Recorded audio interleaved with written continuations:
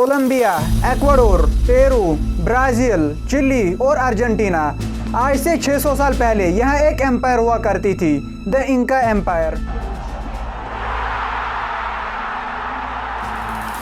एक ऐसी एम्पायर जो अपने टाइम पर रोमन एम्पायर और मुसलमानों की उमैयद एम्पायर से भी बड़ी थी। और इस एम्पायर की सबसे अजीब बात थी इसकी ज्योग्राफी। नॉर्थ साउथ इसकी लेंथ थी 4000 किलोमीटर और ईस्ट वेस्ट इसकी ब्रेड थी सिर्फ और सिर्फ 500 किलोमीटर। और ये ज्योग्राफी बिल्कुल भी नॉर्मल नहीं है। आपकी विजुअलाइजेशन के लिए आप यहाँ पर मैप पे देखो, ये लेंथ बनती है चाइना के बॉर्डर से लेके श्रीलंका तक और विड्थ थी सिर्फ और सिर्फ 400 किलोमीटर। तो ये जो आपको फ्लैट स्केल जैसी ज्योग्राफी दिखती है, एग्जैक्ट सेम ज्योग्राफी थी इंका एम्पायर की। और इस एम्पायर पर हमला करना बिल्कुल इम्पॉसिबल था, क्योंकि इसके ईस्ट में था दुनिया का सबसे लंबा mountain range, the Andes mountains, और वेस्ट में था दुनिया का सबसे बड़ा महासागर, द पैसिफिक ओशन। अब ईस्ट में था माउंटेन रेंज और वेस्ट में था समंदर। इस वजह से इस एम्पायर पर किसी भी डायरेक्शन में हमला नहीं किया जा सकता था। ये एम्पायर मेनलैंड दुनिया से इतनी दूर थी कि यहाँ पर व्हील का भी कंसेप्ट नहीं था।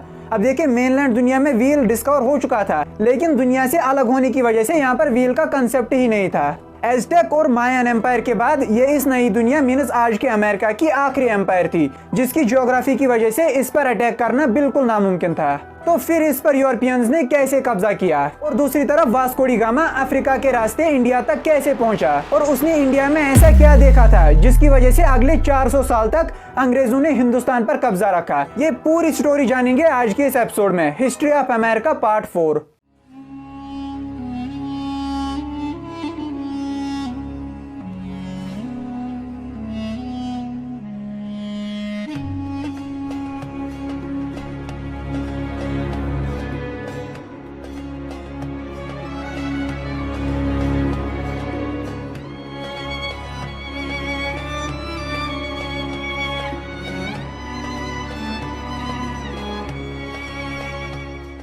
इंका एम्पायर कब और कैसे स्टार्ट हुई, इसका कोई हिस्टोरिकल रिकॉर्ड हमारे पास नहीं है, लेकिन इनकी माइथोलॉजी थी जहाँ से हम इनके ओरिजिन के बारे में जान सकते हैं। बट ये जो इनकी माइथोलॉजी है, ये कुछ अननेचुरल चीज़ों और इंसिडेंट से भरी पड़ी है। इस वजह से इस पर भरोसा तो नहीं किया जा सकता, लेकिन हमारे पास बस यही एक सोर्स है। इस वजह से हमें इस माइथोलॉजी को जानना पड़ेगा। इस माइथोलॉजी के अकॉर्डिंग लोगों को सन गॉड मीनस सूरज ने बनाया है, जिसे ये लोग इंती कहते थे। इंती ने सबसे पहले 2 इंसानों को एक लेक से निकाला, लेक तितका। आज के टाइम पर ये तितका लेक पेरू और बोलिविया के बॉर्डर पर सिचुएटेड है। ये एक कपल था जिसमें मेल का नाम था मांको किपैक और फीमेल का नाम था मामा ओसिलो। लेकिन यहाँ पर आप बात को समझिए कि ये जो कपल हैं, इनसे जो रेस आगे बढ़ी वो सिर्फ और सिर्फ इंका एम्पायर के लोग थे। लेकिन इसके अलावा बाकी जो दुनिया के लोग थे, उनके बारे में इनका कोई क्लेम नहीं था। जैसे अब्राहमिक रिलीजन में कंसेप्ट है कि पहले एडम और ईवा आए, फिर उन्हीं से इंसानों की रेस आगे बढ़ी, लेकिन उसमें दुनिया के सभी इंसानों को कंसिडर किया जाता है। जबकि इंका एम्पायर के अकॉर्डिंग ये जो कपल था, इससे सिर्फ और सिर्फ इंका एम्पायर के लोग आगे बढ़े, जबकि इंका एम्पायर के अलावा दुनिया में बाकी लोग भी उस टाइम पर एग्जिस्ट करते थे। तो ये जो कपल है, इनसे एक अलग रेस आगे बढ़ी, जिन्होंने फिर आगे चलकर इंका एम्पायर बनाई। अब जब ऑलरेडी दुनिया में लोग एग्जिस्ट करते थे, तो फिर इन दोनों को बनाने का क्या पर्पस था? वो पर्पस ये था कि दुनिया में बाकी जो लोग थे उन्हें एग्रीकल्चर, सोशल ऑर्डर, गवर्नमेंट और रिलीजन सिखाना, और ये सिखाना कि गॉड की वर्शिप कैसे करते हैं। अब ये जो मेल मीनस मांको किपैक था, इसके हाथ में एक गोल्डन सेटअप था, मीनस एक जादुई छड़ी आप समझो। अब आप यहाँ पर समझो कि मांको किपैक अभी हवा में था, अभी इन्हें कोई जमीन नहीं मिली थी जहाँ पर ये बैठ सके, अभी ये हवा में ही था और इसके हाथ में सोने की छड़ी थी। तो इस टाइम पर इंती मीनस जो सन गॉड था, वो मांको किपैक को ऑर्डर देता है कि आप ये जादू की छड़ी लेके जमीन पर पहुंच जाओ, वहाँ नीचे जाके इस जादुई छड़ी को जमीन में डालो और इसे तब तक मारते रहना जब तक कि पूरा जमीन में धंस जाए। तो मांको किपैक ने इस जादू की छड़ी को जोर जोर से मारना शुरू किया, तब तक जब तक कि पूरी जमीन में धंस गई। और जिस जगह पर ये जमीन में धंस गई, वो आज के टाइम पर पेरू की सिटी कैस्को है, क्योंकि ये सोने की छड़ी रिप्रेजेंट करती थी प्राइड और पावर को। इस वजह से जिस जगह पर इन्होंने इस जादू की छड़ी को जमीन में धंसा दिया, तो वो जगह बन गया इनका पावर सेंटर, मीनस वही वो जगह थी जहाँ पर इन्हें रहना था।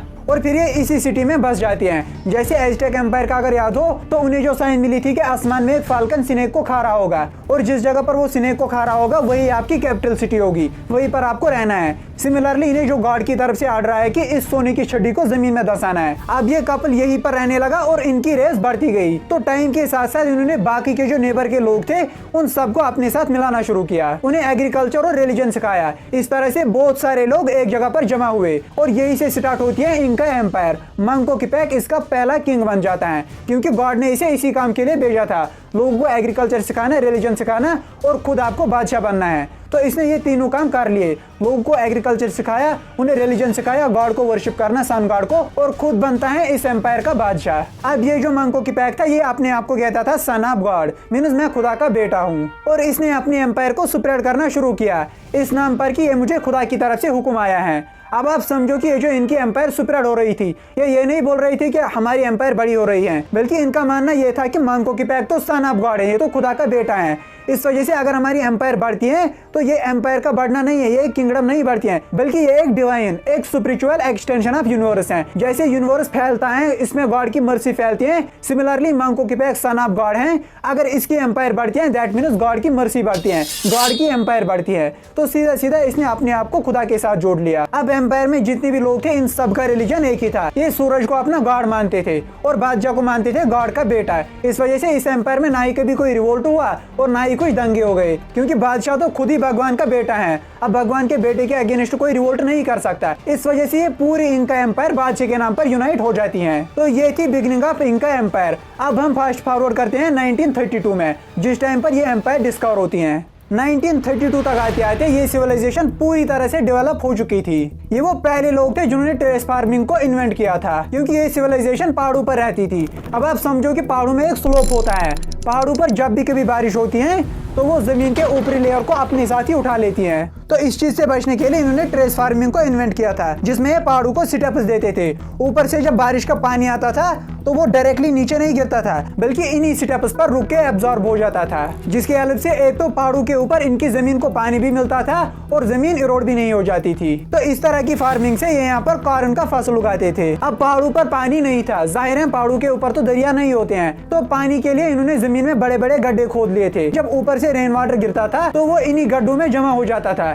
फिर कुछ सिंपल प्रोसेस है, ये इस पानी को साफ करते थे। तो इस तरह से इन्होंने रेन वाटर हार्वेस्टिंग का मेथड भी यहाँ पर इन्वेंट किया था। इनके बारे में जो सबसे यूनिक बात है वो था इनका स्टोन कटिंग का आर्ट। ये स्टोन को इतना प्रिसाइसली काटते थे कि आज के टाइम पर भी दुनिया के आर्कियोलॉजिस्ट्स और इंजीनियर्स हैरान हो जाते हैं कि किस तरह से ये प्रिसाइसली एक एक मिलीमीटर तक पत्थर को काटते थे। इंका एम्पायर की सभी बिल्डिंग्स और सिटीज सोलर और लूनर पैटर्न्स पर डिजाइन होती थी। जिस तरह से बोला जाता है कि ग्रेट पिरामिड ऑफ गीजा को भी कुछ स्पेसिफिक स्टार्स की डायरेक्शन में बनाया गया है। अब वो पैटर्न्स क्या होते हैं, किस तरह से काम करते हैं, उस सब में हम नहीं जाएंगे, वो एक अलग टॉपिक है। लेकिन यहाँ आप समझो कि इंका एम्पायर की बिल्डिंग्स और सिटीज जो थी ये भी आसमान में जो स्टार्स, मून और सन होते हैं इसी की डायरेक्शन में बनाई गई थी, जिससे हमें इस बात का सबूत मिलता है कि इनके पास एस्ट्रोनॉमी की भी नॉलेज थी। मेडिकल साइंस की अगर बात की जाए तो यहाँ पर सिकल सर्जरी भी होती थी, मींस ये लोग सर का ऑपरेशन भी करते थे। जब मैंने पहले इस बारे में पढ़ा तो मैं खुद भी शॉक में चला गया, क्योंकि ना ही उस टाइम पर कोई एक्सरे था और ना ही इनके पास बॉडी का इंटरनल स्ट्रक्चर था, लेकिन इसके बाद भी ये हेड का ऑपरेशन करते थे। अब किसी भी रेप्यूटेड स्टडी है मैगजीन से वेरीफाई करो, हर जगह पर पब्लिश हुआ है कि इनकी जो सिकल सर्जरी होती थी उसकी सक्सेस रेट 80% तक थी। मींस अगर ये 100 लोगों का हेड का ऑपरेशन करते थे उनमें से 80 लोगों की सर्जरी सक्सेसफुल हो जाती थी।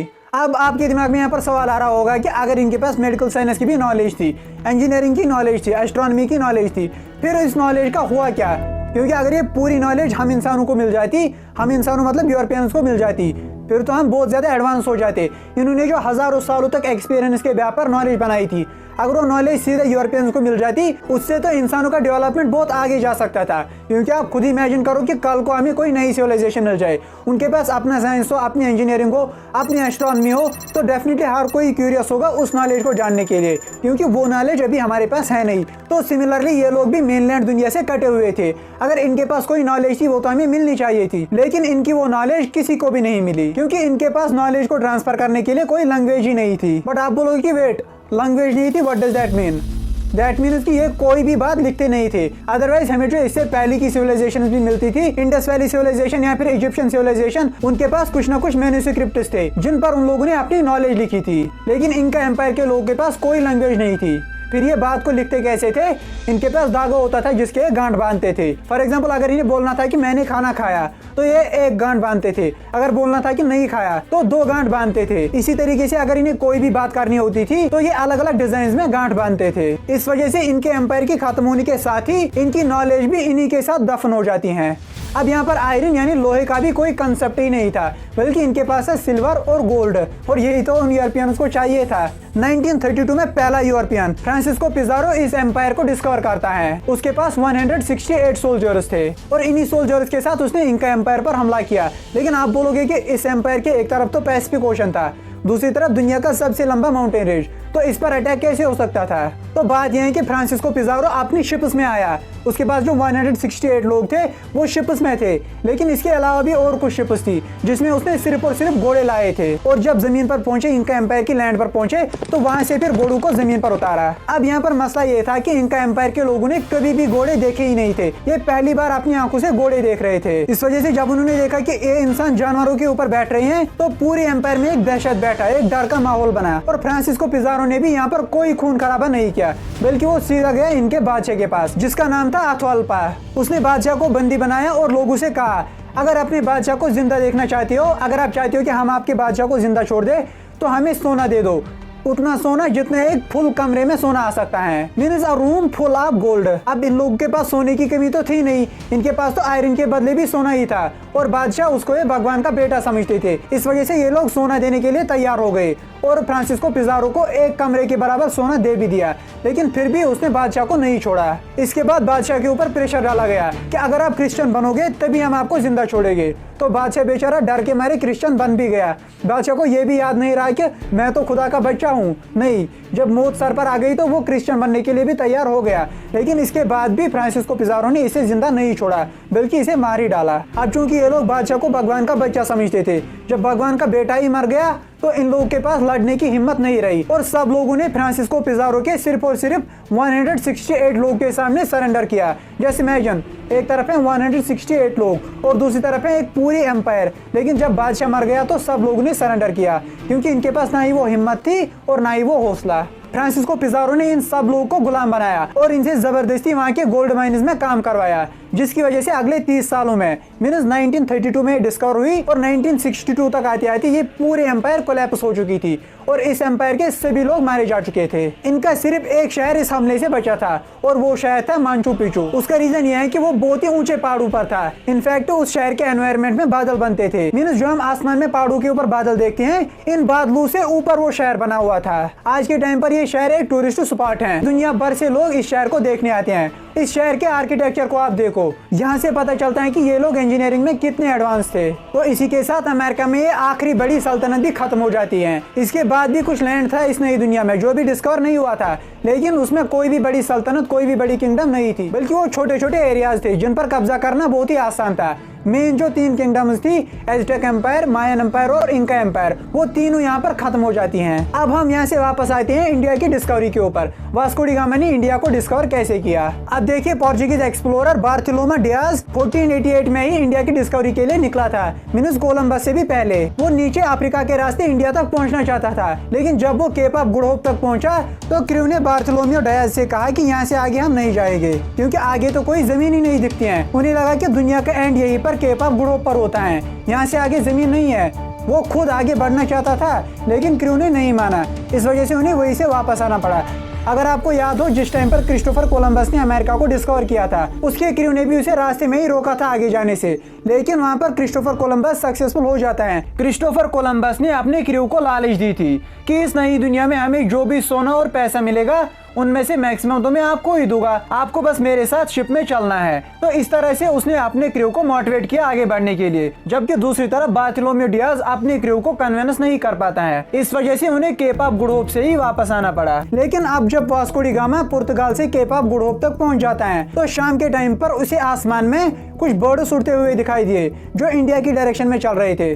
तो उसे ये आइडिया आया कि अगर ये बर्ड्स आगे बढ़ रहे हैं, दैट मीन्स आगे कहीं ना कहीं तो जमीन है। इस वजह से उसने आगे आगे बढ़ने का फैसला किया और कुछ दिन समंदर में सफर करने के बाद वो इंडिया तक पहुंच जाता है। वो सबसे पहले पहुंचता है इंडिया के स्टेट केरला में और उस जमाने में यहाँ पर कैलिकट एम्पायर हुआ करती थी, जिसका बादशाह था उस टाइम पर निधि यारूपु सवर्पम, जिसे सामुद्री कहा जाता था। जैसे आज के टाइम पर इंडिया का प्राइम मिनिस्टर है नरेंद्र मोदी, लेकिन उसे कहा जाता है प्राइम मिनिस्टर। सिमिलरली उसका नाम था निधि यारूपु सवर्पम और उसे कहा जाता था सामुद्री। लेकिन वास्को डी गामा को ये सामुद्री पढ़ना नहीं आया, उसने इसे जमूरिन कहा। इसी वजह से आज के टाइम पर बुक्स में भी इसे जमूरिन ही लिखा जाता है, हालांकि उसे एक्चुअल में सामुद्री कहते थे। तो बादशाह ने वास्को डी गामा को बहुत ही अच्छे से वेलकम किया और बादशाह वास्को डी गामा को उसके क्रू समेत अपने साथ ले गया और अपनी किंगडम में अलग अलग जगहों पर उसका सैर करवाया। उसे क्या पता था कि वास्को डी गामा यहाँ पर किस नियत से आया है। जब वास्को डी गामा इंडिया के कल्चर और डेवलपमेंट को देखता है, ही वाज लिटरली इम्प्रेस्ड, क्योंकि आप टाइमलाइन को देखिए, ये वही टाइम था, अगर आपने पहला एपिसोड देखा है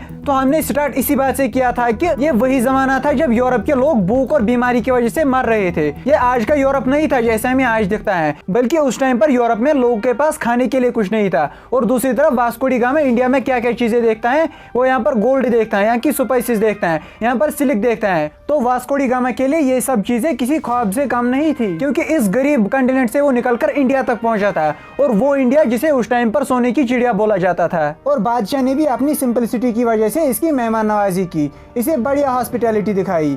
अब जब वास्को डी गामा को वापस यूरोप निकलने का टाइम आ गया तो बादशाह ने उसे अपनी तरफ से कुछ गिफ्ट्स भी दे दिए, जैसे सिल्क और स्पाइसेस। जब वास्को डी गामा ने सिल्क और स्पाइसेस यूरोप में सेल किए तो उसे बहुत ही ज्यादा प्रॉफिट हुआ। अब देखिए, वास्को डी गामा यूरोप में ऐसी चीजें सेल कर रहा था जिसकी उस टाइम पर बहुत ही ज्यादा शॉर्टेज थी, क्योंकि यूरोप से एशिया तक आने का रास्ता तुर्की से होते हुए गुजर रहा था, लेकिन ऑटोमन एम्पायर बीच में था।